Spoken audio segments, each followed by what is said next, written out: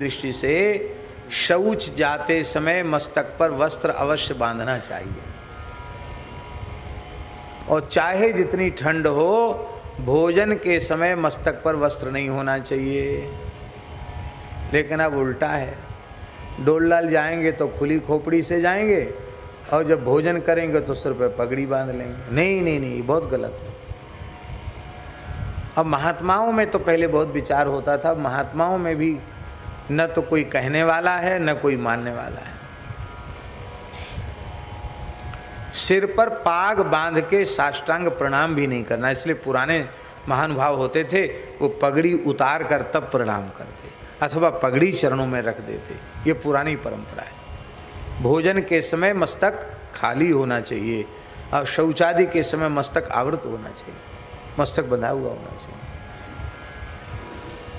हमारे यहाँ खाक चौक में पंगत हो रही थी, महाराज जी तो महाराज जी ही थे, पहाड़ी बाबा महाराज, और हम दक्षिणा बांट रहे थे, कंबल भी बट रहा था, दक्षिणा भी। तो ठंडी का समय था। महाराज बोले, महात्माओं पगड़ी बांध बांध के पंगत में बैठे हो, डोल के समय बांधी जाती है पगड़ी, उतारो, खाली सिर करो, खाली सिर करो, खाली मस्तक करो। अब कोई सुने नहीं। हमने कहा महाराज जी आज्ञा कर रहे हैं, आप लोग पगड़ी उतार लीजिए। हमारी बात कौन सुने, हम तो हाथ जोड़ के बोल रहे थे। महाराज बोले, क्या कर रहा है, सुनता नहीं है, सब पगड़ी बांध बांध के बैठे हैं। महाराज जी मेरी प्रार्थना तो सुन नहीं रहे।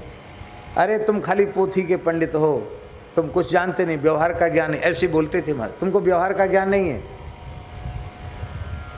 घोषणा कर दो कि जिसके सिर पे पगड़ी होगी उसको न दक्षिणा मिलेगी न कंबल मिलेगा। बोलो भक्तवत्सल भगवान की। हमने कहा देखो भाई संतो, महाराज जी कह रहे हैं कि जिसके मस्तक पे पगड़ी होगी उसको न दक्षिणा मिलेगी न पंगत न उसको कंबल मिलेगा, प्रसाद पाओ और जाओ।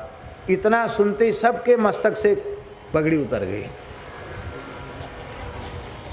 तो भैया केवल कंबल और दक्षिणा के लिए नहीं, हमें शास्त्र की मर्यादा का पालन करना चाहिए।